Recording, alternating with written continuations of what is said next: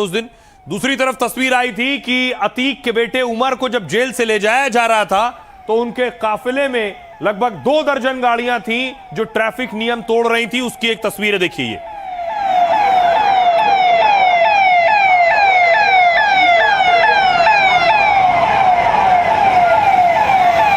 आप देख रहे हैं पुलिस की गाड़ी के पीछे जो गाड़ियां जा रही हैं ये सब उमर के करीबी समर्थक सहयोगी उनकी गाड़ियां हैं और कोई भी न टोल बूथ पर रुकी, न किसी ने टोल बूथ पर पैसे दिए, न पेमेंट किया और उसके बाद ट्रैफिक नियम तोड़ते हुए ये आगे बढ़े। इन गाड़ियों पर, गाड़ी चलाने वालों पर एक्शन हुआ।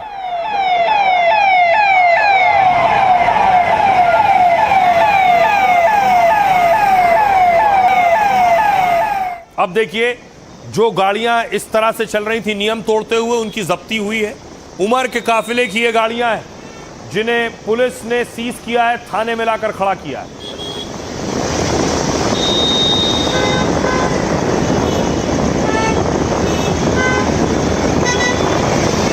ये अलग अलग गाड़ियां आप देख रहे हैं। ये महिंद्रा की गाड़ी है, थार इसमें शामिल है। अब आपको बताऊं किन किन गाड़ियों पर यह कार्रवाई की गई है। पुलिस ने अतीक अहमद के बेटे उमर के काफिले की 4 गाड़ियां जब्त की हैं। 2 गाड़ियां प्रतापगढ़ पुलिस ने और 2 प्रयागराज पुलिस ने जब्त की हैं। आरोप है कि टोल प्लाजा कर्मचारियों को कुचलने की कोशिश हुई। दरअसल 8 अगस्त को उमर को अबान के जनाजे में शामिल होना था। उसे पुलिस कस्टडी में लखनऊ से प्रयागराज लाया जा रहा था।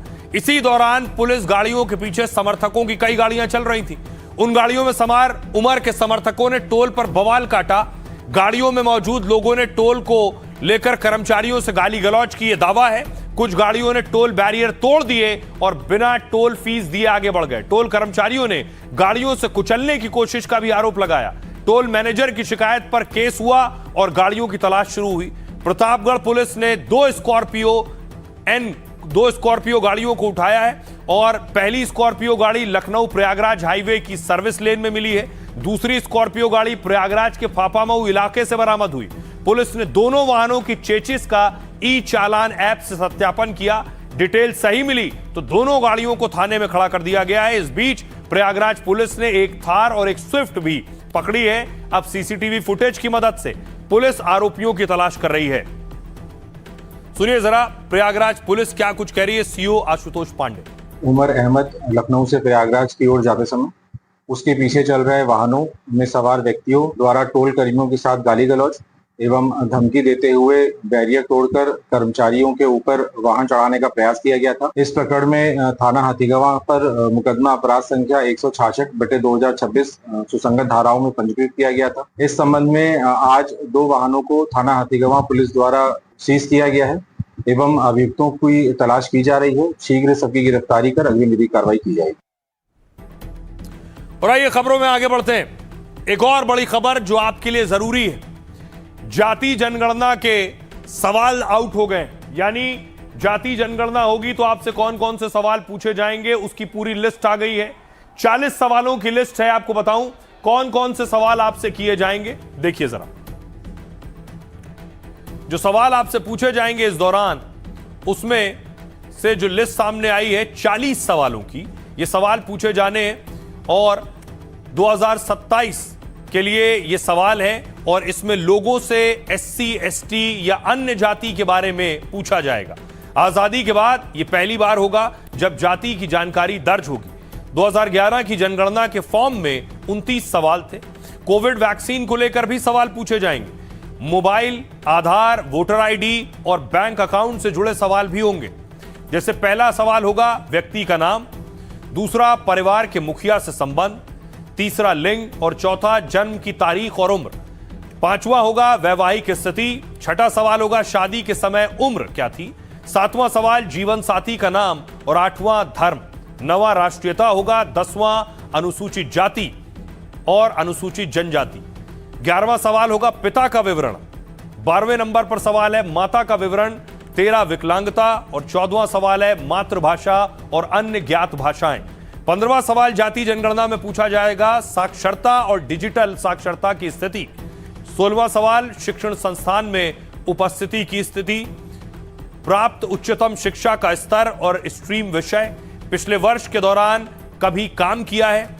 आर्थिक गतिविधि, पेशा, उद्योग, व्यापार या सेवा का प्रकार, कामगार का वर्ग, गैर आर्थिक गतिविधि।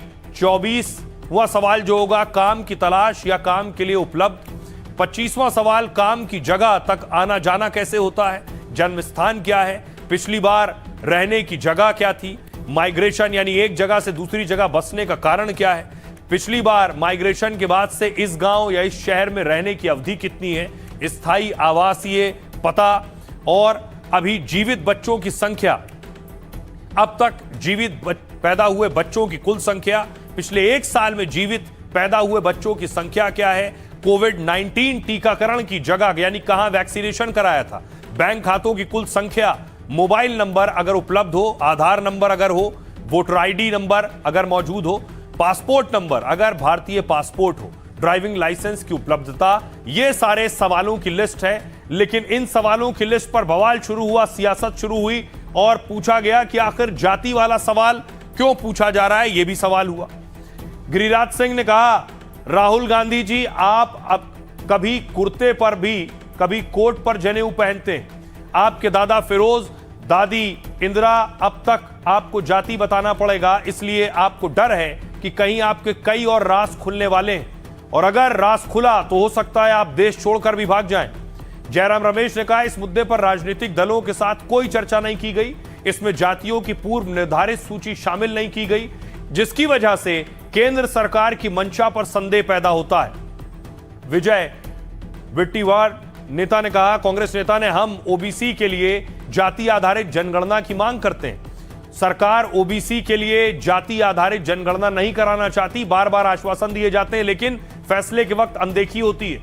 ओबीसी के लिए अलग कॉलम शामिल नहीं किया जाना गंभीर मामला है। सुप्रिया सुले ने कहा, जाति का ब्यौरा ही हमारी मांग थी जो पूरी हो रही है, लेकिन यह समझ में नहीं आया कि कोविड को लेकर सवाल क्यों है इसमें। सुनिए क्या कह रहे हैं इस पर सियासतदान। आप राहुल गांधी क्या जवाब दोगे? जात तो बताना पड़ेगा ना, अब तो जातियां बताना पड़ेगा, इसलिए कहीं डर है, आपके कई और राज खुलने वाले हैं, कहीं पहले न तुम देश से भाग जाओ। अभी तो केवल फ्रस्ट्रेशन में हो, आने वाले दिन में आप कहां रहोगे ये चाणक्य नीति देखना। मेरे ख्याल से कास्ट सेंसस का डिटेल्स ही हमारी मांग थी, तो वो मांग पूरी हो रही है और सब जगह हमें अभी तो नहीं दिख रहा है, एक ही राज्य का सुनने में और पढ़ने में आया है। महाराष्ट्र में भी अभी तक तो वो नहीं पहुंचा है, लेकिन जब आएगा तो कलेक्टर से हम पूरी मांग करेंगे कि इसकी डिटेल में हमें समझा दीजिए कि कैसे हो रहा है। संविधान। और आइए खबरों में आगे बढ़ते हैं। आज की एक और बड़ी खबर, अगर आपका बच्चा स्कूल जाता है तो ये खबर आपके लिए, और स्कूल की कैंटीन में कुछ खाता है, स्कूल में पेटीज खाने से मौत, क्या यह खाना सुरक्षित है? यह तस्वीर आप देख रहे हैं प्रिंस सोनी की, जिस बच्चे की मौत हो गई। दावा है पेटीज खाने से ऐसा हुआ, बेशक जांच के बाद तस्वीर साफ होगी। तस्वीर अगली मैं आपको दिखाऊं, देख रहे हैं ये तस्वीर जो आप देख रहे हैं, पेटीज खाने के बाद तबीयत बिगड़ी और देखिए बच्चा भागकर पहुंचा है और बच्चे को वोमिटिंग आना शुरू हुई।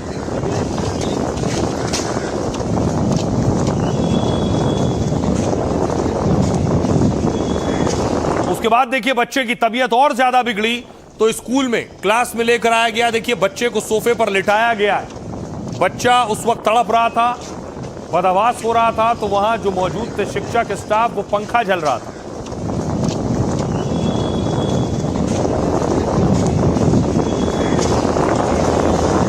उसके बाद देखिए परिवार का रो रो कर बुरा हाल है। परिवार सवाल पूछ रहा है कि बच्चे ने ऐसा क्या खाया, कैंटीन में ऐसी कैसी पेटीज थी जिससे बच्चे की मौत हो गई। मैं गोदी पे लूं, मेरा प्रिंस से बताऊं, मेरे 17 साल मैंने सींचा उस बच्चे को, इन्होंने 7 मिनट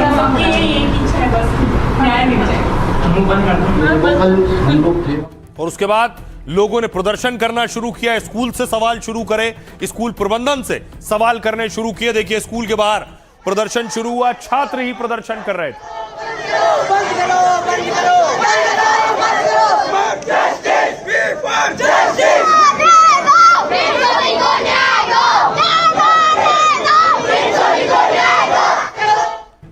अब देखिए कैसे पेटीज खाने से बच्चे की जान गई। पेटीज से मौत का यह मामला जयपुर के महाराणा प्रताप स्कूल का है। यहां 17 साल का प्रिंस सोनी 12वीं क्लास में पढ़ाई कर रहा था। बुधवार को लंच के दौरान उसने कैंटीन से पेटीज खरीद कर खाई, लेकिन पेटीज खाते ही अचानक तबीयत बिगड़ने लगी। गले में पेटीज अटकने की वजह से वो पानी पीने के लिए दौड़ा, उसके मुंह से झाग निकलने लगा और फिर वो बेहोश हो गया। कहा यह जा रहा है कि इस दौरान उसके होंठ भी नीले पड़ने लगे थे, लेकिन स्कूल स्टाफ उसे 100 मीटर दूर अस्पताल नहीं ले गया। इलाज देने के बजाय स्कूल स्टाफ ने आधे घंटे तक उसे बिठाए रखा। स्कूल वालों ने माता पिता को स्कूल गाड़ी लेकर आने को कहा। जब प्रिंस के परिजन पहुंचे तो उसे उठाकर अस्पताल ले गए, लेकिन तब तक हालत गंभीर हो गई थी। उसे वहां से रेफर करना पड़ा और दूसरे बड़े अस्पताल तक पहुंचने से पहले ही प्रिंस ने दम तोड़ दिया। अब परिजनों की शिकायत पर पुलिस ने पूरे मामले में शिकायत दर्ज की है और जांच शुरू की है। सुनिए क्या कुछ कह रहे हैं प्रिंस के परिजन। ये रहा हॉस्पिटल, क्या इनके पास में ऐसी फैसिलिटी नहीं थी कि मैं एक आदमी गोदी में डाल के ले जाता, नहीं तो 2 आदमी ले जाते, और नहीं तो 108 पे एम्बुलेंस हॉस्पिटल में आ जाती, स्कूल में आ जाती ना। अगर तुम्हारी स्कूल की बेइज्जती हो रही थी तो तुम गली में खड़ा कर देते एम्बुलेंस, मेरा बच्चा बच जाता, मैं पैसा दे देती सारा। तुम मेरे बच्चे की फैसिलिटी तो करते। आज इनके सामने इनके हाथों में मेरा बच्चा मर गया और मुझे बता रहे कि आपका बच्चा बेहोश हो गया। बाहर निकालो उसको, बाहर निकालो उसको। मैं बताती हूँ बच्चा बेहोश हो गया, मेरा बच्चा उसकी गोदी में मर गया। ये सारे काम में उसके वो खाना नाली में अटका, वहाँ से लेकर ये अस्पताल पहुँचे ना मेडिकल सेंटर, उसके बीच में इन्होंने 40 से 45 मिनट ख़राब कर दी। अब हमारी तो गाड़ी मतलब 7 मिनट 3 मिनट आने की, 7 मिनट जाने की, 10। अब देखिए जरा आपको बताऊं क्या इस तरह का खाना खाना जानलेवा हो सकता है। कुछ तस्वीरें सामने आई, पहले मैं वो आपको दिखाता हूं। साफ सफाई में कमी पर डोमिनोज पर भी एक्शन हुआ है। डोमिनोज जो पिज्जा बनाता है, डोमिनोज पर एक्शन हुआ है। ये मुंबई की तस्वीर आप देख रहे हैं। साफ सफाई में कमी बरती जा रही है। अब देखिए जरा, दूषित खाने से हर साल 15 लाख मौतें होती हैं। 15 लाख आंकड़े यही कहते हैं। दूषित खाने से मौत पर WHO ने यह चौंकाने वाला आंकड़ा सामने रखा है। WHO के मुताबिक दूषित खाने से हर साल 86 करोड़ लोग बीमार पड़ते हैं, जबकि इसकी वजह से हर साल दुनिया में 15 लाख मौतें हो जाती हैं। यह रिपोर्ट खौफनाक है क्योंकि भारत में ऐसे मामले सामने आते हैं। साल 2024 में दूषित खाने की वजह से भारत में 1122 मौत दर्ज हुई। WHO के मुताबिक फूड पॉइजनिंग से 200 से ज्यादा बीमारियां होती हैं। इसमें डायरिया से लेकर कैंसर तक की गंभीर बीमारियां शामिल हैं। असुरक्षित खाने से दुनिया को 31,000 करोड़ का सालाना नुकसान होता है। तो यह हाल है, इसलिए बाहर का अगर खाना खा रहे हैं तो जरूर सावधानी बरतें। खबरों में आगे बढ़ते हैं। आज की एक और बड़ी खबर है, चमोली में मौत की टनल। तस्वीर मैं आपको दिखाऊं चमोली की, उससे पहले तस्वीरें देखिए जरा। लगातार बारिश और बादल फटने से जो जिला में देखिए जरा, बादल फटने से किस तरह से मलबा और पानी अपने साथ बहाकर लेकर आया है।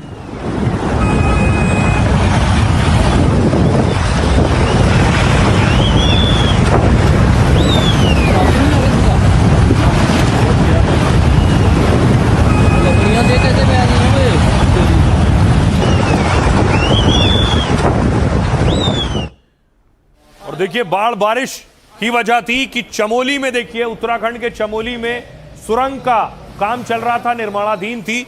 वहां लैंडस्लाइड हुई, पानी गिरा और टनल बंद हो गई। मजदूर अंदर फंस गए, जिन्हें बचाने का काम जारी है।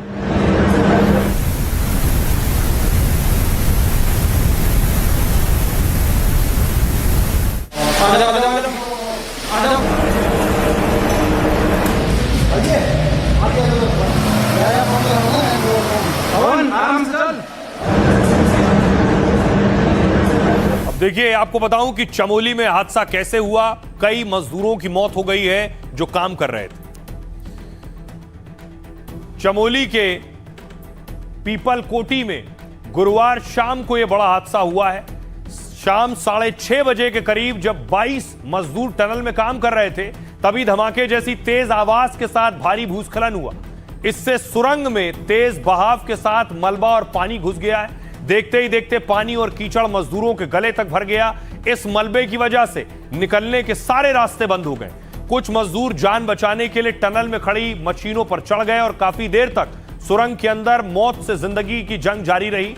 एसडीआरएफ के जवान पहुंचे तो 19 मजदूरों को बाहर निकाला, लेकिन तब तक मलबे में दबने और दम घुटने से 7 मौतें हो चुकी थीं। सुरंग के अंदर अभी भी 3 मजदूर फंसे हुए बताए जा रहे हैं, जिन्हें खोजने के लिए रेस्क्यू टीम सर्च ऑपरेशन चला रही। एनडीआरएफ, एसडीआरएफ, आईटीबीपी और प्रशासन की टीम इस ऑपरेशन में लगी। उत्तराखंड के सीएम धामी खुद इस पूरे मामले की निगरानी कर रहे हैं। सीएम पुष्कर धामी ने खुद मौके पर पहुंचकर रेस्क्यू का जायजा लिया। फिलहाल रेस्क्यू ऑपरेशन जारी है। 3 मजदूर अभी भी टनल में फंसे हुए हैं। सुनिए घायल मजदूर क्या कह रहे हैं। जैसे बादल नहीं फट जाता, इतना पानी आ गया, पानी हमारे कुछ हाथ में बहा के ले गया सारा, और कई आदमी तो उधर ही दब गया पीछे। अच्छा सर, ये अचानक ही हो गया, पानी आ गया और जो दलदला आ गया ऊपर से। अलग अलग जगह में सर लगभग 22 आदमी काम कर रहे हैं। नहीं चला कि ऐसा होगा, वो उम्मीद ही नहीं था कि ऐसा आएगा। ऐसा आया कि आदमी को थोड़ा सांस लेने का भी टाइम नहीं मिला। बस गिरने के बाद पूरा हवा पानी एकदम तेजी से रफ्तार से पानी लगा, उसी का पानी से हम लोग बाहर निकले। सबसे दूर में लूज गिरा, पत्थर, मिट्टी, मलबा, पानी इतना अचानक से आया कि भागने का भी चांस नहीं मिला। अचानक से आ गया और बहा के ले गया पूरा। टनल में जो बचाव और रेस्क्यू का काम चल रहा है, जो यहाँ अस्पताल में भर्ती हैं, उन सभी का इलाज हो रहा है। ठीक से इलाज चल रहा है। सभी प्रकार की जो भी स्वास्थ्य की जरूरी चीज़ें हैं वो सब की जा रही है। इसके साथ साथ कुछ लोगों को बेस के लिए भी जो है रिफर किया गया है। और आइए खबरों में आगे बढ़ते हैं। आज की एक और खबर है, आपको मिलवाऊंगा उस पायलट से जो गांजा पीकर एयर इंडिया का प्लेन चला रहा था। दरअसल हवा में जानलेवा 4 सेकंड मैं आपको दिखाऊं, उससे पहले देखिए जरा, जब टर्बुलेंस आया, जिसे टर्बुलेंस का नाम दिया गया, आप कहा गया ये टर्बुलेंस नहीं था। दरअसल 4 सेकंड के लिए प्लेन का कंट्रोल पायलट के हाथ से चला गया था और उसी दौरान ये प्लेन नीचे आया है। बताया गया हाइड्रोलिक सिस्टम ने काम करना बंद कर दिया था।